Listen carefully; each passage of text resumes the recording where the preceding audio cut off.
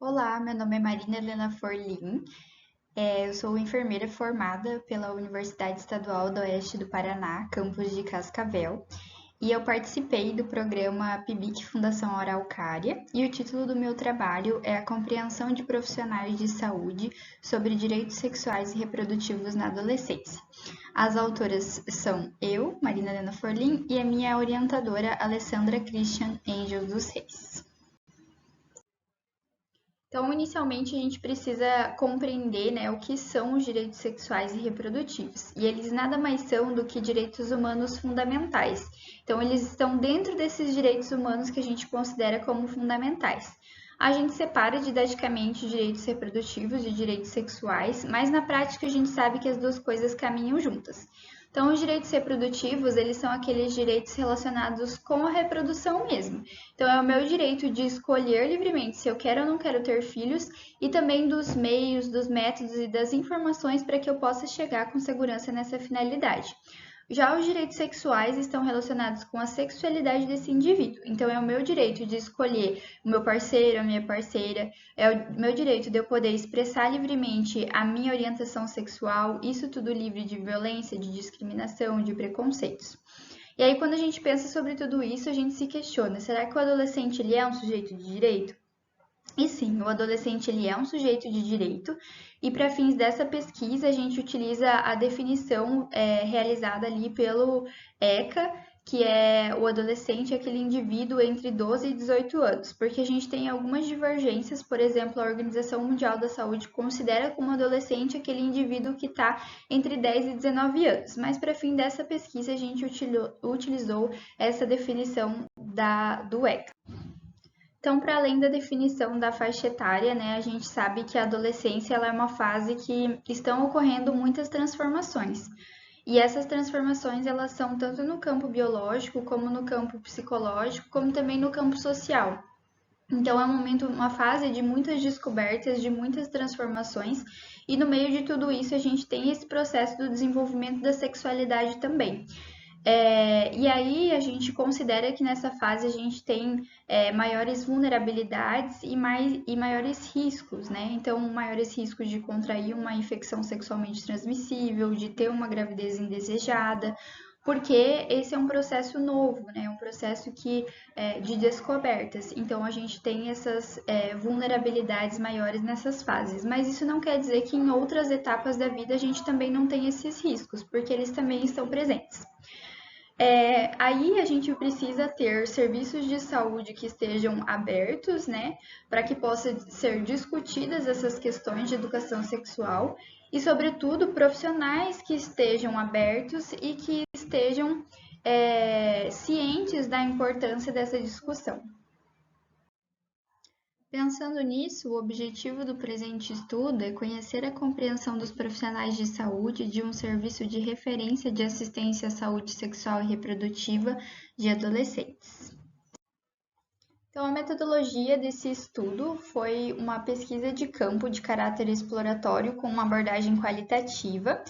O campo dessa pesquisa foi o Centro Especializado de Doenças Infecto-Parasitárias em um município da região oeste do Paraná.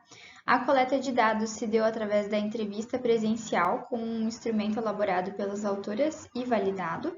A população foram os profissionais de saúde com formação universitária, e a amostra que a gente conseguiu foi de 11 profissionais em um universo de 15, sendo desses 2 médicos, 4 enfermeiros, 2 farmacêuticos, um assistente social e 2 psicólogos. Já a análise desses dados partiu das falas que foram transcritas com Bardan como referencial. Então, para melhor organizar os resultados e as discussões, a gente dividiu esses resultados em 2 unidades temáticas.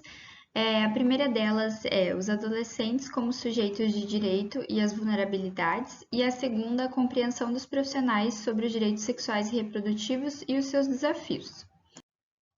Então, na nossa primeira unidade temática, a gente teve que todos os profissionais referiram ser procurados para atender adolescentes para situações envolvendo as infecções sexualmente transmissíveis. Então, a gente tem aqui uma fala que ilustra isso, né? Então, para fazer teste rápido de HIV, sífilis, hepatite B e C. Além disso, a gente tem alguns adolescentes por casos de abuso sexual. Essa é uma fala do participante 7. Outra fala também que exemplifica isso é que o profissional fala: uma parte com sintomas de DST, uma parte iniciando vida sexual, tem curiosidade, dúvidas. Esse foi o participante 10. Segundo a fala de alguns profissionais também, a gente encontrou que os adolescentes eles possuem dúvidas sobre o seu direito ao acesso aos serviços de saúde sem a anuência de um responsável, né? Então, os adolescentes eles têm direito a acessar os serviços de saúde sem necessariamente estar acompanhado de um responsável, mas muitos não têm essa informação. Então, aí um profissional fala: já recebi ligação.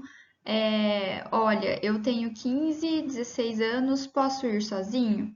A gente sempre orienta que sim. Então, a gente percebe que esse serviço de saúde, né, ele consegue informar, orientar esses adolescentes sobre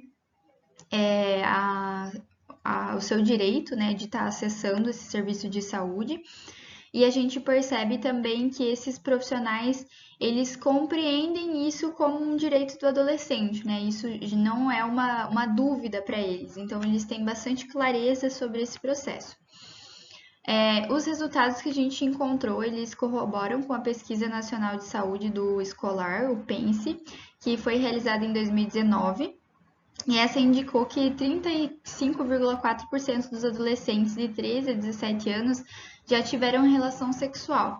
Sendo assim, com o início da atividade sexual, as preocupações e a procura por informações aumentam. Então, a gente percebe que os adolescentes procuram, né? Esses profissionais, eles mencionaram que eles são procurados, tanto para tirar dúvidas sobre as ISTs, como também para tirar algumas dúvidas relacionadas à sexualidade.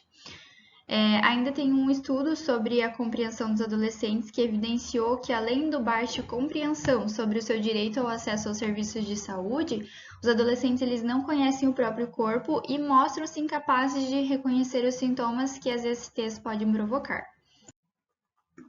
Então, já na nossa segunda unidade temática, né, a gente percebe que a maioria dos profissionais compreende de forma ampla os direitos sexuais e reprodutivos. Então, aqui eu vou ler algumas respostas, né, algumas falas dos profissionais quando a gente questiona eles sobre o que eles compreendem como direitos sexuais e reprodutivos do adolescente. Então, o participante 1 fala: acesso a todo tipo de informação para que eles possam fazer escolhas saudáveis de sexo seguro, de poder pensar quando querem ter filhos, como lidar com isso.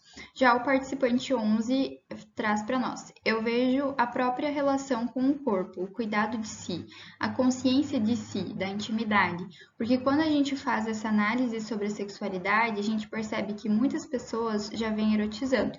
O adolescente, ele precisa considerar o direito de assumir o controle sobre si com responsabilidade. Então a gente percebe que esses profissionais eles têm uma compreensão mais ampla, né, sobre o que são os direitos sexuais e reprodutivos e eles não se limitam a essa questão biológica.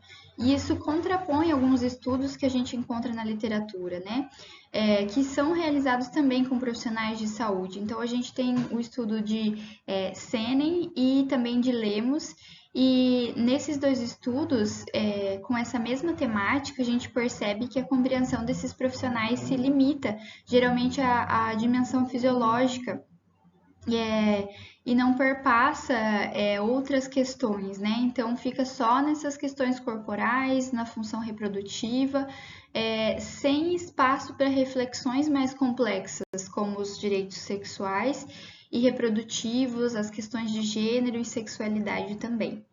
Então, para concluir, a gente tem que, por meio desse trabalho, foi possível identificar a compreensão de uma parcela dos profissionais de saúde sobre os direitos sexuais e reprodutivos dos adolescentes, e essa parcela se apresentou uma compreensão bastante abrangente quando comparada com outros estudos presentes na literatura. A maioria dos profissionais entrevistados expressam compreender os direitos sexuais e reprodutivos, levando em consideração as dimensões da sexualidade e os aspectos reprodutivos, ressaltando os direitos de autonomia, decisão e acesso aos instrumentos necessários para tal. Gostaria de agradecer à Fundação Araucária e também à minha orientadora por toda a oportunidade. Aqui estão as referências.